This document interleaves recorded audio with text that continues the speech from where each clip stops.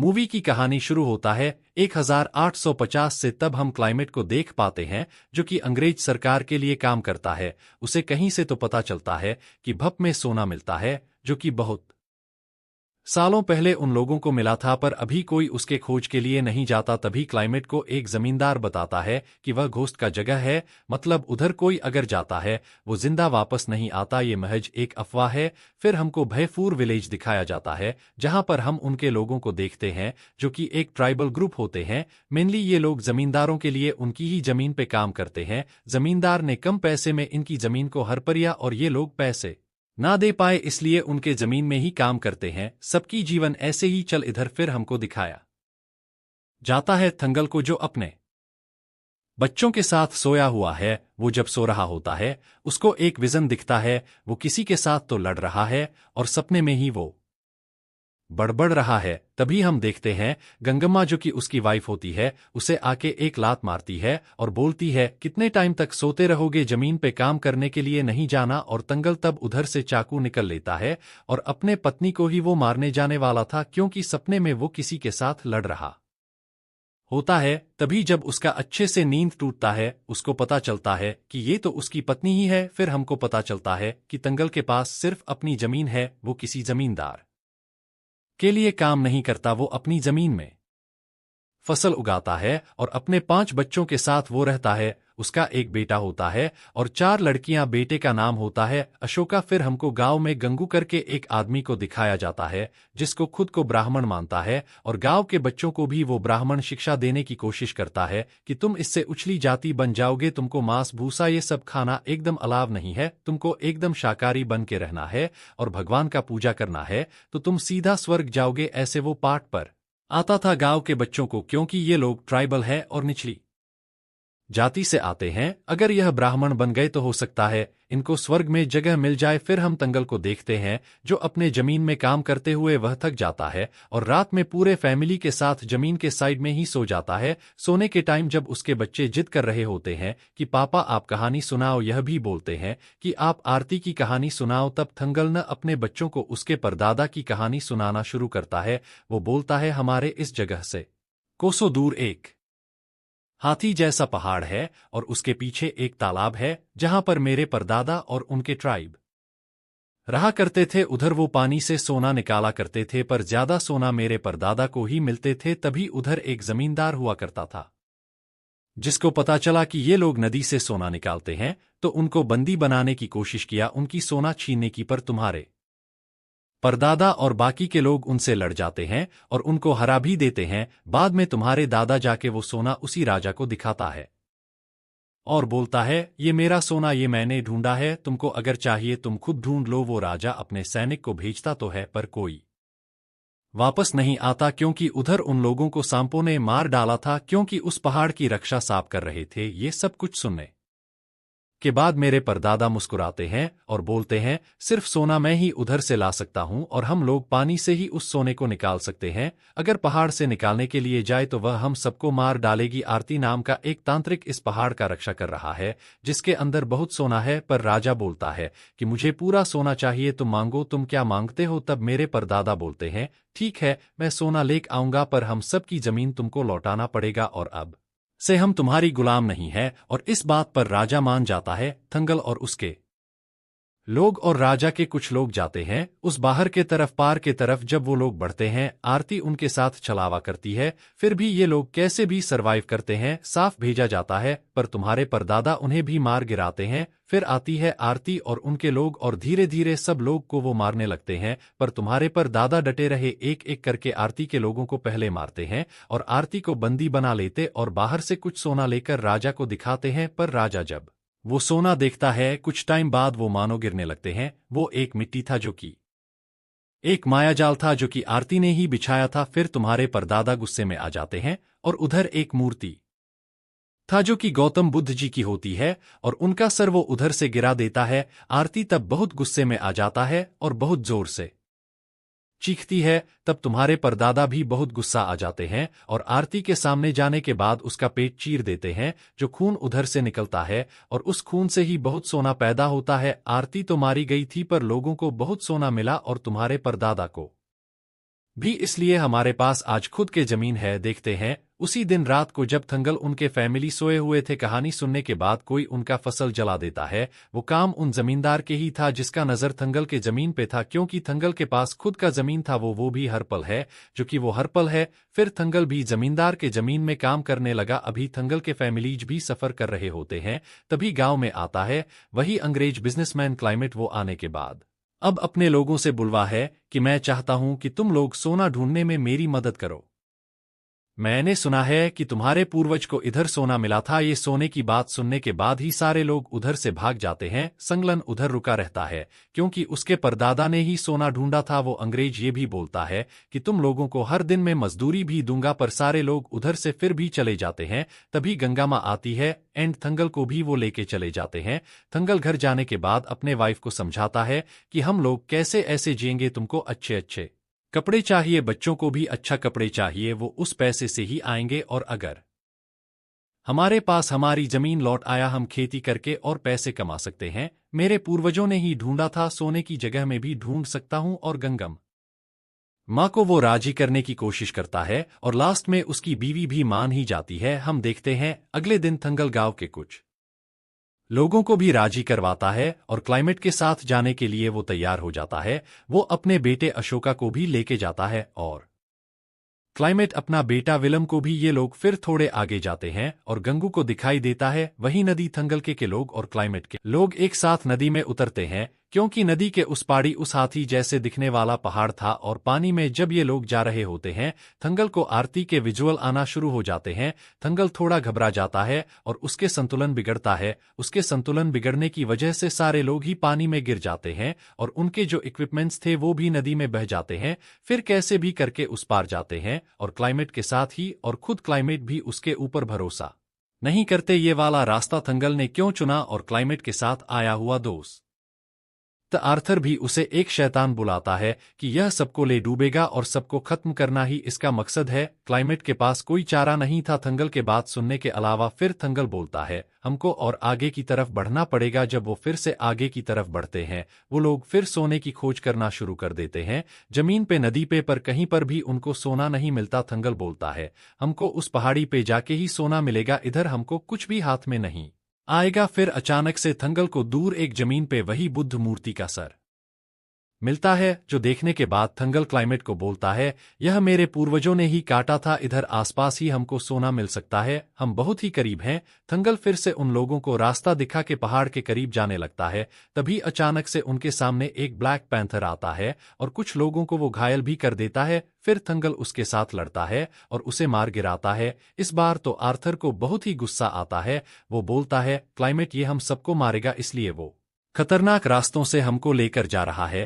थंगल तम बोलता है अगर सोना पाना है तो हमको इन मुश्किलों का सामना तो करना ही पड़ेगा। आर्थर को मानो क्या गुस्सा चढ़ता है, वह थंगल के ऊपर गन पॉइंट कर देता है। तब उसका बेटा अशोका उसके ऊपर गोली मारने की कोशिश करता है और गोली जाके लगता है आर्थर के हाथ पे और फिर वह डर के अशोक उधर से भागने लगता है और आर्थर उसके पीछे गन लेके और थंगल न उसके पीछे। फिर हमको दूर में पहाड़ी में दिखाया जाता है जहां पर हम आर्थ और उनके लोगों को देखते हैं जो कि ये सब कुछ होते हुए देख रहे होते हैं।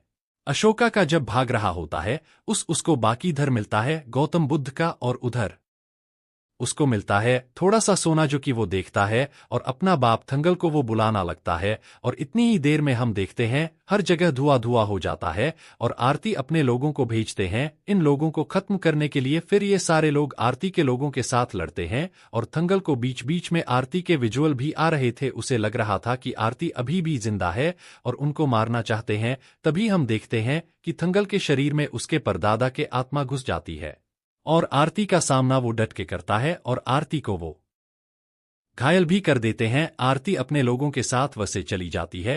फिर रात को गौतम बुद्ध के घर से क्लाइमेट उस सोने को अलग करता है और देखता है कि ये प्योर गोल्ड है। उसे बहुत ही खुशी होता है और बोलता है कि हमको और सोना चाहिए। तंगल फिर रात को ये लोग जश्न मना रहे होते हैं, तभी बिजली चमकता है और विलियम के ऊपर वो बिजली गिरता है और उसकी उधर ही मौत हो जाती है। क्लाइमेट बहुत ही रो रहा होता है, पर वो अपने बेटे को दफना है और सोने की तरफ वो बढ़ने लगता है और बोलता है कि हमको और सोना चाहिए, तुम अपने गांव वालों को जाकर बोलो मैं और पैसे देने के लिए राजी हूं, सबको मना के ले आओ। और थंगल को अपने कपड़े भी देते हैं।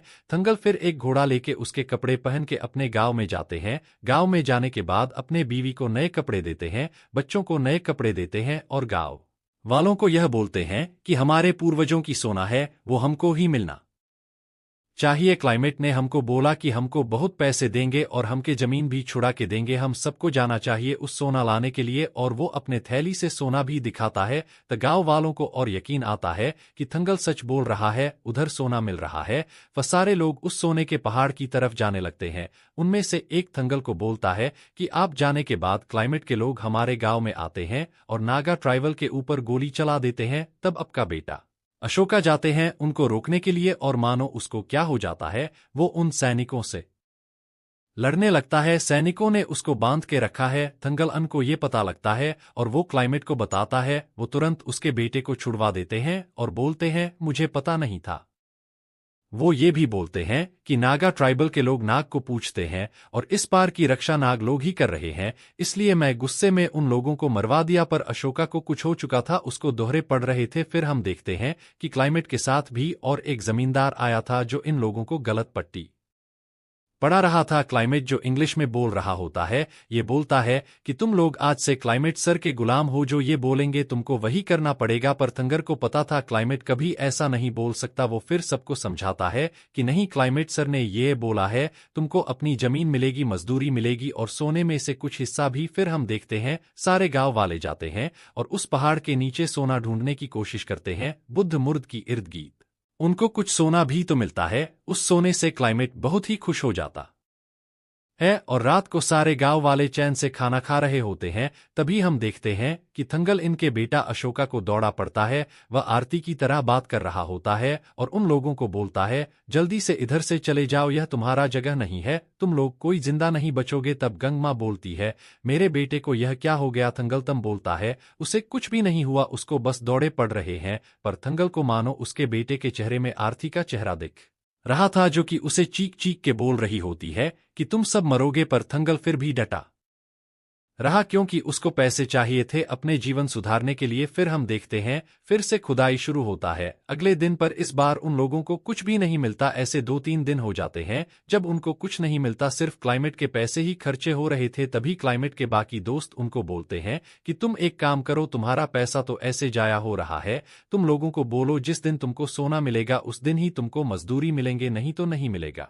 इतनी दूर आके ये लोग वापस नहीं लौट के जाएंगे और यही होता है। ये लोग ये भी मान जाते हैं क्योंकि सोना चाहिए था उन लोगों को। फिर खुदाई होता जाता है, फिर भी उन लोगों को सोना नहीं मिलता, उन लोगों को खाना भी नहीं मिलता और पैसा भी। फिर भी वो लोग काम करते जाते हैं सिर्फ सोने के लालच में। फिर हम देखते हैं कि आर्थर को दूर एक सोना चमकता हुआ पहाड़ में दिखते हैं। वो जब पहाड़ की तरफ बढ़ते हैं तब उधर से सांप निकलने लगते हैं और चारों तरफ सांप बिखर जाते हैं और एक एक को काटने की कोशिश करते हैं। कुछ लोग तो बच जाते हैं और कुछ मर जाते हैं। उनमें से एक थंगल की बेटी भी होती है जो कि इधर मर चुकी है। थंगल उसे रोते हुए दफना आता है और गंगम्मा और वो उसके कब्र में बहुत रोते हैं। यह सब कुछ होने के बाद संगलन के पास एक बुरा आदमी बैठता है और बोलता है हमको सोना ऐसे नहीं मिलेगा, तुम्हारे परदादा ने आर्थ का पेट काट दिया था, उसमें से जो खून निकला था उसी से ही सोना पैदा हुआ था, तुमको भी वही करना पड़ेगा। पर थंगल नहीं करना नहीं चाहता। वो बोलता है किसी का पेट चीर के खून निकाल के मुझे सोना नहीं चाहिए, मुझे बस मेरे हिस्से के मेरे मेहनत के कुछ सोना चाहिए, जो कि इतने थोड़े हो मेरे और मेरे गांव वाले के पूरे तकलीफ को वो मिटा पाए। फिर से वो लोग खुदाई करते गए, फिर भी उनको सोना नहीं मिलता। लोग भूख से तड़प रहे होते हैं और रात में जब ये लोग सो रहे होते हैं कोई उनके झोपड़े को भी आग लगा देते हैं। ये बेघर भी हो चुके थे। तब सारे गांव वाले सोचते हैं कि ये लोग लौट जाएंगे, उनको सोना नहीं चाहिए। थंगलनी को समझाता है, फिर भी गांव वाले नहीं मानते। तभी क्लाइमेट उनके लोग उनके ऊपर गंतन देते हैं और उनको बंदी बना लेते हैं, यह बोल के मुझे सोना चाहिए, तुम लोग गांव वापस नहीं जा सकते। तभी थंगल अपने गांव वालों को समझाता है कि तुमको खाना चाहिए, मैं कैसे भी शिकार ढूंढ के लाता हूँ। थंगल कैसे भी शिकार ढूंढ के लाता है और पूरे गांव वालों को खिलाता है और सबको अंदर से मोटिवेट करता है। अगर हमको सोना मिलता है, हम हमारे जीवन को सुधार सकते हैं, हम अपने हर कठिनाई को पार कर सकते हैं। यह सोना ढूंढते हुए हमने अपने लोगों को खोया है। हम इतनी दूर आके तो नहीं लौट सकते, हम उस पहाड़ को ही अभी पिघलाने लगेंगे, उसमें से सोना जरूर निकलेगा। फिर ये लोग फिर पहाड़ को रात में जलाने लगते हैं। तभी आती है आरती और उसके लोगों के साथ इनको वार्न करने के लिए। फिर भी वो लोग नहीं सुनते। जलाने की वजह से पार के अंदर एक सुरंग होता है जिसके अंदर थंगल चला जाता है। उसके अंदर जाने के बाद उन लोगों को बहुत सोना दिखता है और उसके साथ हमको पता चलता है कि एक माइन है जो कि पहले भी खोदा गया है। अलग अलग राजा के टाइम पीरियड में कुछ लोग जब उधर से सोना लेके अपने बैग में भर के बाहर चले जाते हैं क्लाइमेट की, कुछ लोग उनको मार गिराते हैं। क्लाइमेट बोलता है यह सिर्फ मेरा सोना है और किसी का नहीं। तंगल फिर उस सोने को खुद के हाथ पे उठाता है और बोलता है कि यह भी एक माया जाल है, ये कोई सोना नहीं है, यह जाल आरती ने ही फैलाया है। फिर हम आरती को देखते हैं जो कि अपने लोगों के साथ थंगलन और लोगों को मारने के लिए आए हैं। फिर आरती इन लोगों को माया जाल के अंदर डालती है। वो इनको कभी दिन कभी रात कभी इनको हंट करा जाता है इनके पास से। तभी आरती थंगल को भी उसका पास दिखाती है। आरती दिखाती है कि 5th सेंचुरी में इधर नाग जाति के लोग रहा करते थे और इस जगह की रक्षा किया करते थे जहां पर आरन और आरती पति पत्नी थे और वो लोग पूरे ट्राइब की नेतृत्व भी देते थे और इधर तब कुछ सोना भी मिला करता था। आरन और आरती को पता चलता है कि कुछ लोग इस सोने को पाना चाहते हैं। जब कोई उनके तरफ बढ़ता है तो आरन अपने लोगों के साथ उनके साथ लड़ने के लिए जाता है, पर वो लोग आरन और उसके लोगों को हरा देते हैं और आरन को बंदी बना लेते हैं और उसे ही बोलते ये सोना तू ही ढूंढेगा। फिर आरन को बंदी बना के उससे ही सोना ढूंढवाया जाता है और ये सिलसिला चलता गया पीढ़ी दर पीढ़ी, सदियों दर सदियों। और थंगल तुम हमारे ही वारिस हो, तुम्हारे परदादा के परदादा उनके भी परदादा हमारे ट्राइब के हैं और सदियों से यह काम चला आ रहा है। यह सब कुछ देखने के बाद जब उसको होश आता है तभी हम देखते कि क्लाइमेट आरती के ऊपर हमला कर देता है और उसके पेट के अंदर वो एक सरिया घुसा देता है और आरती क्लाइमेट को खत्म कर देती है। आरती मरने वाली होती है पर थंगल उससे माफी मांगता है और अपने गलती मानता है और यह भी बोलता है कि मेरे लोगों के लिए कुछ सोना मुझे ले जाने के लिए दो, हम बहुत ही कठिनाई से जिंदगी जीते हैं, अब बहुत ज्यादा शुल्क बढ़ चुका है जो कि जमींदार हमसे लेते हैं। माँ अभी आप ही हमारी रक्षा कर सकते हो। तभी आरती उसे थोड़ा सा सोना ले जाने की परमिशन देती है और थंगल सोना ले जाता है और अपने लोगों को दिखाता है। तभी हम देखते हैं कुछ ब्रिटिश आर्मी उनके पास आता है वो सोने को लूट करने के लिए। फिर पूरा गांव और थंगल उनके खिलाफ और एक बगावत का ऐलान कर देता है और इसी के साथ इस मूवी का एक्सप्लेनेशन खत्म होता है। अगर आपको वीडियो पसंद आया तो वीडियो को लाइक करें, कमेंट सेक्शन में अपना ओपिनियन दें और चैनल को सब्सक्राइब जरूर करें।